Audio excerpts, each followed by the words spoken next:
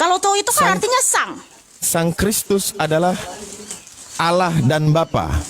Iya, dia adalah Tuhan Allah dan Bapa kita. Makanya udah sesuai aja deh dengan terjemahan Alkitab. Baik. Di sini ya, sudah sesuai aja, nggak usah kamu bingung sana sini ya. Kami selalu mengucap syukur kepada Allah Bapa Tuhan kita Yesus Kristus. Setiap kali kami berdoa untukmu ya, kami selalu mengucap syukur kepada Allah Bapa Tuhan kita Yesus Kristus. Setiap kali kami berdoa untuk kamu.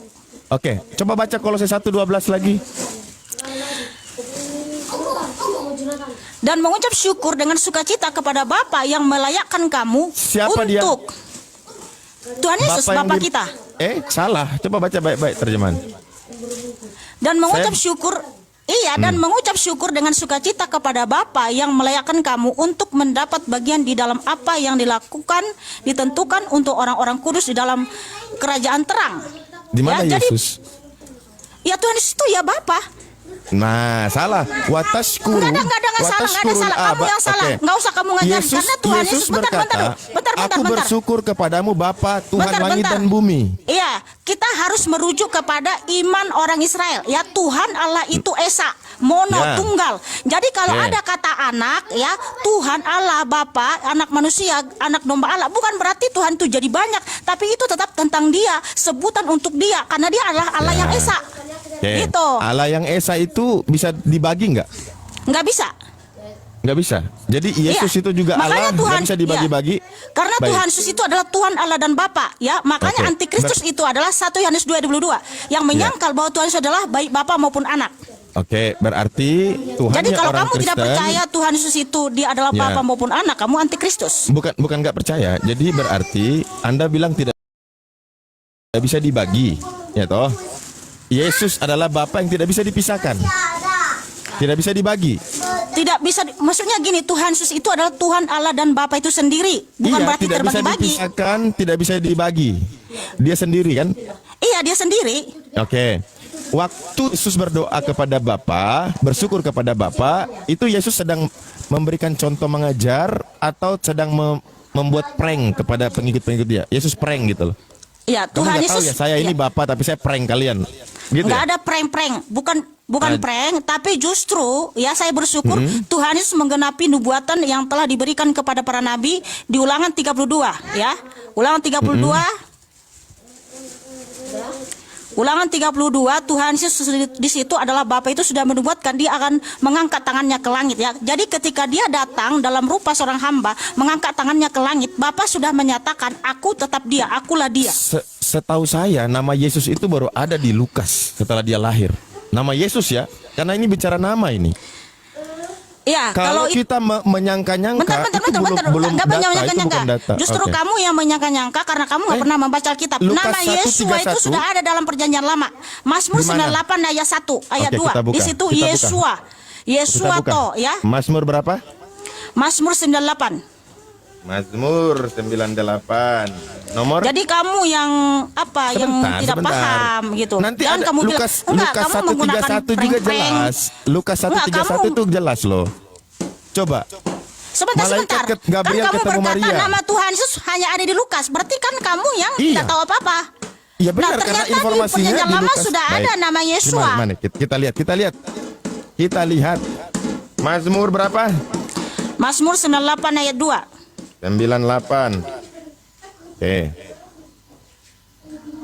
Tuhan telah memperkenalkan keselamatan yang daripadanya telah menyatakan keadilannya di depan mata bangsa-bangsa. Di mana Yesus disebutkan? Ini saya tunjukkan bahasa aslinya langsung. Di mana nama Yesus? Makanya Yesua, belajar. Mana? Jangan sok tahu. Ya. Coba, iya silahkan. Kalau Yesus dalam bahasa Ibrani-nya kan Yesua ya. Nih. Yesua apa Yehosua? Yesua. Bukan Yehosua. Saya tunjukkan ya. Nah, coba.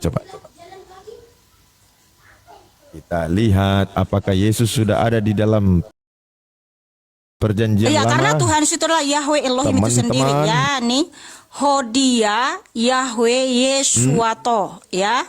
Jadi dalam bahasa Ibrani keselamatan itu adalah Yesua. Jadi di sini nih Yesuato, Yesua. kita buka Makanya nama Yehosua. Yesus itu bentuk singkatan dari Yahweh Yasa, yang artinya Tuhan penyelamat. Makanya Tuhan ketika datang ke dunia berfirman, Yohanes 8:24, kalau kamu tidak percaya bahwa akulah dia siapa? Yahweh Elohim, kamu akan mati dalam dosa-dosamu. Nah, Bapa telah menubuatkan, ya di situ sudah ada ya, saya tunjukkan ayatnya teman-teman ya, bahwa nama Yesus itu sudah ada dalam perjanjian lama, karena memang nama Yesus itu diambil dari namanya yang kudus, itu bentuk singkatan dari Yahweh Yasa, yang artinya Tuhan penyelamat ya.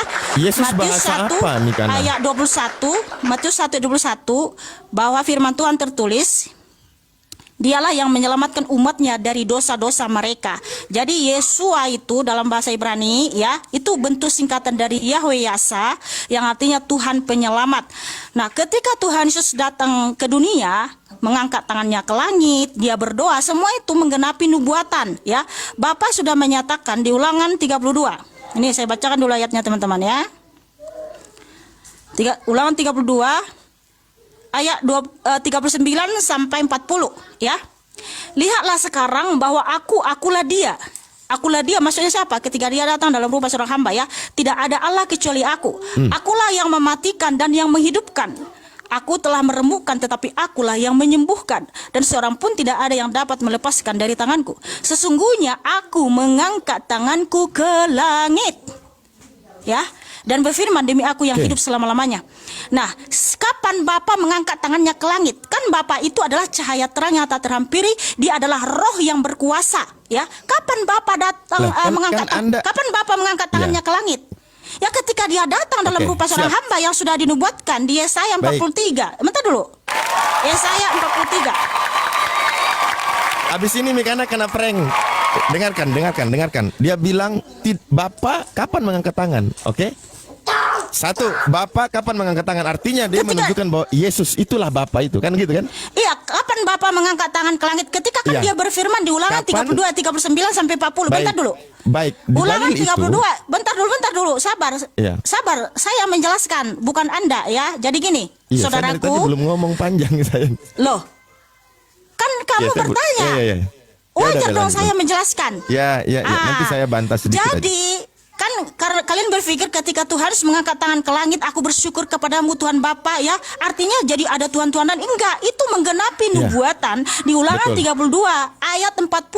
Bapa berfirman, ketika aku mengangkat tanganku ke langit.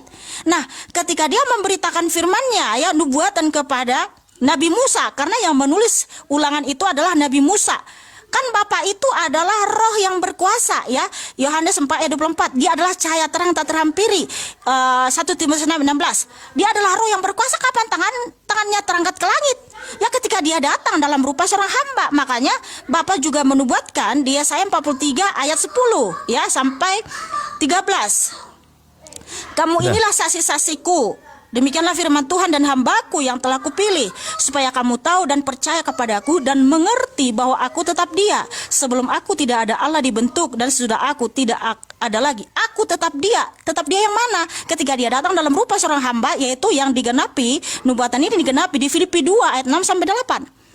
Ya, yang walaupun ya dia adalah rupa Allah itu sendiri, wujud Allah itu sendiri, dia datang mengosongkan dirinya sendiri dan datang dalam rupa seorang hamba. Ini digenapi. Bapak sudah menyatakan aku tetap dia. Bentar dulu ya.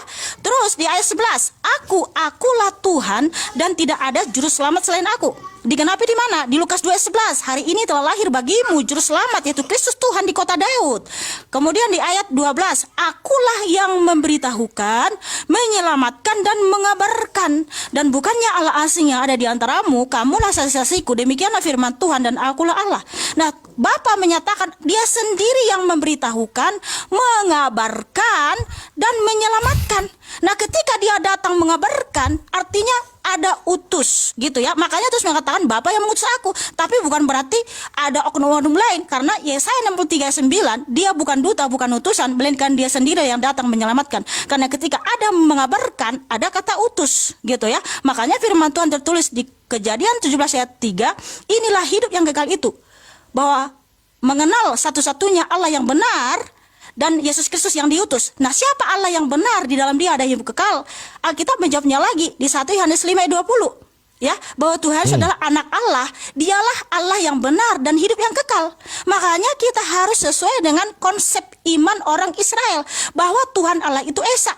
Ulangan 6 ayat 4. Dengarlah hai orang Israel, Tuhan itu Allah kita, Tuhan itu Esa. Ditegaskan lagi di Yudas 1 ayat 25, ya. Allah yang Esa juru selamat kita oleh Yesus Kristus. Jadi Allah yang Esa itu adalah Tuhan Yesus namanya. Sudah paham? Haleluya. Sudah selesai. Oke.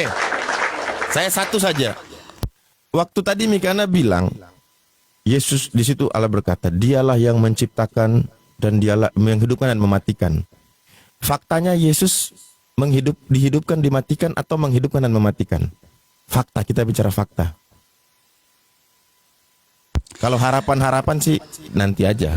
Ya. Kita bicara fakta sekarang, ya. Jadi yang membangkitkan dan menghidupkan itu adalah Tuhan Yesus, dan dia itu mati dan bangkit sendiri, ya. Makanya Tuhan Yesus sabar. Loh, makanya Tuhan Yesus menyatakan Yohanes 11 ayat 25, akulah kebangkitan dan hidup.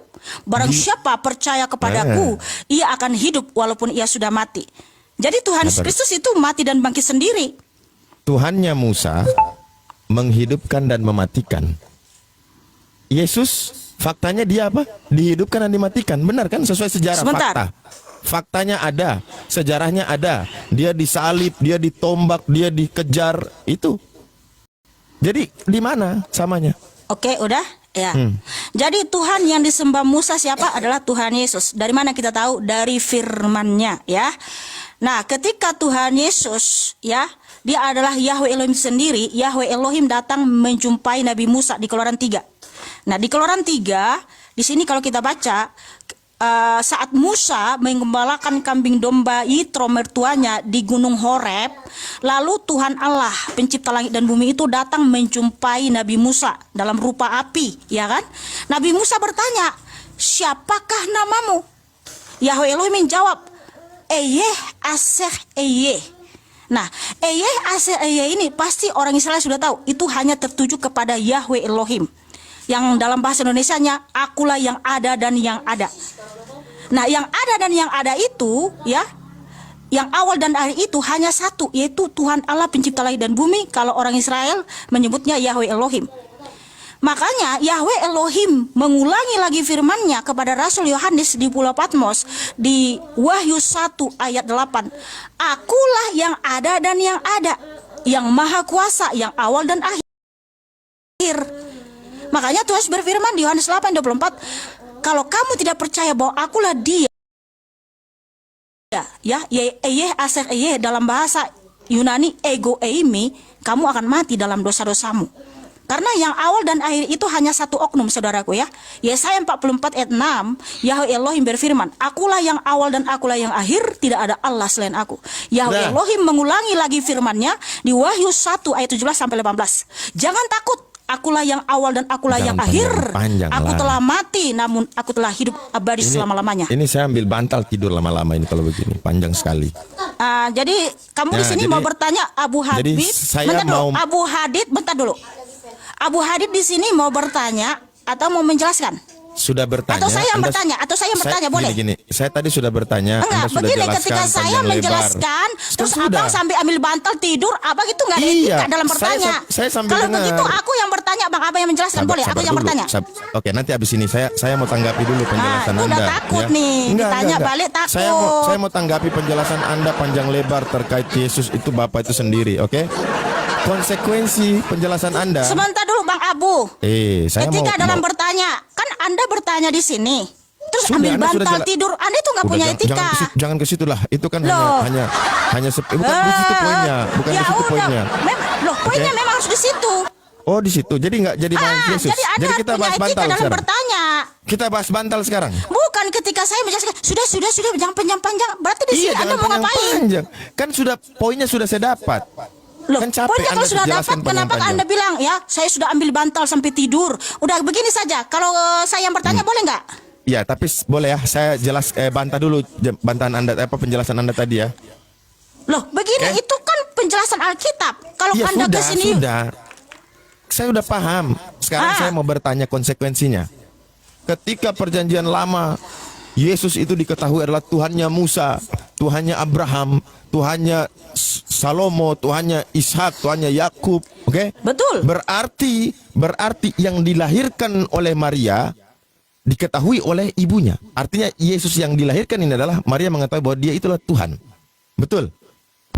Iya, semua Ini perkara yang disampaikan. Konsekuensi logis yang harus ditanggung, bahwa ketika di perjanjian lama mereka sudah mengenal Yesus Tuhan, maka tidak mungkin di perjanjian baru berubah. Yang tadi Tuhan jadi bukan Tuhan. Betul atau tidak? Betul. Betul. Berarti Anda harus bisa membuktikan bahwa Maria menyembah Yesus. Orang-orang di situ saat Yesus lahir mereka menyembah Yesus. Saya ada dua dalil. Pertama, yang menyembah Yesus ada dua. Satu, orang gila yang dirasuki roh jahat. Yang kemudian yang kedua, orang-orang penyembah api. Sementara kalau kita baca Lukas 1 ini ada dua peristiwa di dalam. Kelahiran Yohanes dan kelahiran Yesus. Kenapa ada dua kelahiran di sini? Karena sama-sama berasal dari sesuatu yang tidak mungkin tapi mungkin bagi Tuhan. Di situ ada nyanyian pujian Zakaria. Ada nyanyian pujian Maria. Sama sekali tidak menyentuh anak yang mereka lahirkan itu. Tidak ada sama sekali menyinggung. Kalau memang mereka tahu bahwasanya Yesus sudah dikenal dan disembah oleh Musa, disembah oleh Salomo dan lain-lain, kenapa mereka tidak begitu bangga dengan kelahiran Yesus pada saat itu? Justru yang dipuji-puji siapa? Coba baca Lukas 1:46 sampai 56. Ya. Jadi Abang Abu ini dia nggak membaca betul-betul ya. Ya silakan. Nah, di Saya sini sudah baca pujian Lukas 1. semua tentang Tuhan Yesus ya. Di mana? Nah, makanya dengar dulu. Ya. Nanti kalau saya bertanya balik bingung kamu 7 keliling. Wow, mana ada saya di orang Kristen kalau bertanya ke Islam kita tambah kuat imannya. Bagus. Iya, serius. Iya, bagus. Enggak apa-apa, saya support. Begitu pula ketika kalian bertanya ke sini, orang Kristen makin kuat imannya ya, puji Tuhan. Tidak. Dan makin Sesuai banyak fakta. jiwa-jiwa yang percaya Tuhan Yesus. Di sini saya tadi udah 2 orang kesaksian dia pengikut Tuhan Yesus. Ya, Faktanya dulunya dia nggak bukan gitu. Kristen. Wow, haleluya, haleluya. Ya, tapi faktanya saya live barusan udah 2 orang tadi yang menjadi pengikut Tuhan Yesus. Mereka bukan Kristen. Wow, haleluya, haleluya. Ya.